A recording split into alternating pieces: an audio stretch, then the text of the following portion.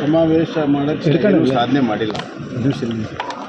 ಹೀಗಾಗಿ ಇದು ಕಾಂಗ್ರೆಸ್ಸಿನ ಆಂತರಿಕ ಸಂಘರ್ಷದ ಒಂದು ಶಕ್ತಿ ಪ್ರದರ್ಶನ ಹಿಂದೇನು ಹಾಸನಲ್ಲಿ ಮಾಡಬೇಕಾಯಿತು, ಬೇರೆ ಬೇರೆ ಕಡೆ ಮಾಡಬೇಕಾಯಿತು. ಈಗ ಅದು ಈ ರೀತಿ ಸಾಧನಾ ಸಮಾವೇಶದ ಹೆಸರಿನಲ್ಲಿ ಮೈಸೂರಿನಲ್ಲಿ ಆಗ್ತಿರೋದು ಭಾಳ ಸ್ಪಷ್ಟ.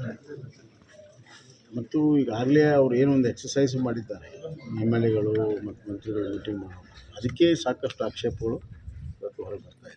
ಹೀಗಾಗಿ ಎಲ್ಲವೂ ಸರಿ ಇಲ್ಲ ಅನ್ನೋದು ಭಾಳ ಸ್ಪಷ್ಟ. ಇದು ಏನು ಆಂತರಿಕವಾಗಿರೋ ಸಂಘರ್ಷ ಮುಂದುವರಿತಾ ಇದೆ, ಯಾವುದೂ ಫುಲ್ ಸ್ಟಾಪ್ ಇಲ್ಲ.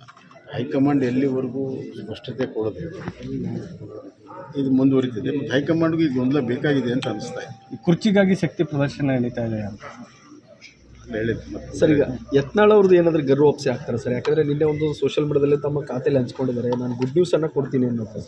ಗೊತ್ತಿಲ್ಲ ನನಗೆ ಅವ್ರಿಗೆ. Sir Sharavathi pump storage sir, Sharavathi ಇದ್ರೊಳಗಡೆ ಪಂಪ್ ಸ್ಟೋರೇಜ್ ಅರಣ್ಯ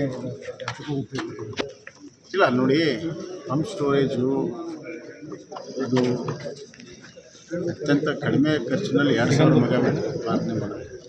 ಪ್ರಶ್ನೆ ಏನು, ಅರಣ್ಯ ಅಲ್ಲಿ ಒಂದು ಸುಮಾರು 38 ಹೆಕ್ಟೇರ್ ಪ್ರದೇಶ ಏನು ಹೋಗ್ತಾ ಇದೆ, ಅದ್ರ ಬದಲು ಬೇರೆ ಅರಣ್ಯ ಕೊಟ್ಟು ಅಷ್ಟು ಅರಣ್ಯ ಬೆಳೆಸಬೇಕು. ಮತ್ತು ಅಲ್ಲಿನೂ ಸುತ್ತಲೂ ಅರಣ್ಯ ಏನಿದೆ, ಇತರ ಅರಣ್ಯಗಳನ್ನು ಕಾಪಾಡಬೇಕು. ಈಗಾಗಲೇ ಕೆಲವು ಷರತ್ತುಗಳ ಒಂದಿಗೆ ಕ್ಲಿಯರೆನ್ಸ್ ಸಿಕ್ಕಿದೆ, ಆ ಷರತ್ತನ್ನು ಪಾಲನೆ ಮಾಡಿ ಮಾಡಬೇಕು. ಲೋಕಾರ್ಪಣೆ ಆಯಿತು ಸರ್, ಅಲ್ಲಿ ಶಿಷ್ಟಾಚಾರ ಉಲ್ಲಂಘನೆ ಆಗಿದೆ. ಶಿಷ್ಟಾಚಾರ ಯಾವುದು ಉಲ್ಲಂಘನೆ ಆಗಿದೆ? ಸಮಾವೇಶ ಮಾಡೋಕ್ಕೆ ಸಾಧನೆ ಮಾಡಿಲ್ಲ.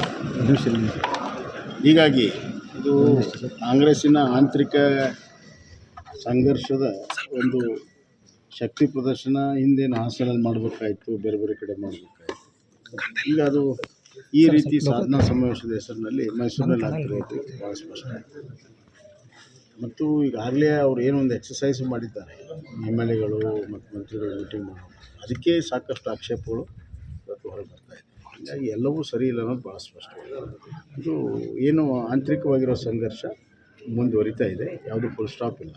ಹೈಕಮಾಂಡ್ ಎಲ್ಲಿವರೆಗೂ ಸ್ಪಷ್ಟತೆ ಕೊಡೋದಿಲ್ಲ, ಇದು ಮುಂದುವರಿತಿದೆ. ಮತ್ತು ಹೈಕಮಾಂಡ್ಗೂ ಈಗ ಗೊಂದಲ ಬೇಕಾಗಿದೆ ಅಂತ ಅನಿಸ್ತಾ ಇದೆ. ಈ ಕುರ್ಚಿಗಾಗಿ ಶಕ್ತಿ ಪ್ರದರ್ಶನ ನಡೀತಾ ಇದೆ ಅಂತ ಹೇಳಿದ್ದು ಸರ್. ಈಗ ಯತ್ನಾಳ್ ಅವ್ರದ್ದು ಏನಾದರೂ ಗರ್ವಾಪ್ಸಿ ಆಗ್ತಾರೆ ಸರ್? ಯಾಕಂದರೆ ನಿನ್ನೆ ಒಂದು ಸೋಷಿಯಲ್ ಮೀಡಿಯಾದಲ್ಲಿ ತಮ್ಮ ಖಾತೆಯಲ್ಲಿ ಹಂಚ್ಕೊಂಡಿದ್ದಾರೆ, ನಾನು ಗುಡ್ ನ್ಯೂಸನ್ನು ಕೊಡ್ತೀನಿ ಅನ್ನೋದು.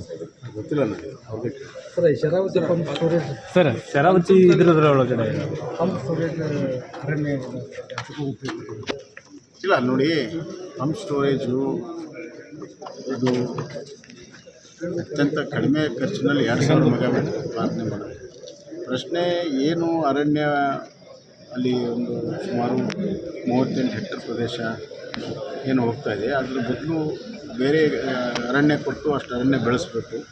ಮತ್ತು ಅಲ್ಲಿನೂ ಸುತ್ತಲೂ ಅರಣ್ಯ ಏನಿದೆ, ಇತರ ಅರಣ್ಯಗಳನ್ನು ಕಾಪಾಡಬೇಕು. ಈಗಾಗಲೇ ಕೆಲವು ಷರತ್ತುಗಳ ಒಂದಿಗೆ ಕ್ಲಿಯರೆನ್ಸ್ ಸಿಕ್ಕಿದೆ, ಆ ಷರತ್ತನ್ನು ಪಾಲನೆ ಮಾಡಿ ಮಾಡಬೇಕು. ಲೋಕಾರ್ಪಣೆ ಆಯಿತು ಸರ್, ಅಲ್ಲಿ ಶಿಷ್ಟಾಚಾರ ಉಲ್ಲಂಘನೆ ಆಗಿದೆ. ಶಿಷ್ಟಾಚಾರ ಯಾವುದು ಉಲ್ಲಂಘನೆ ಆಗಿದೆ?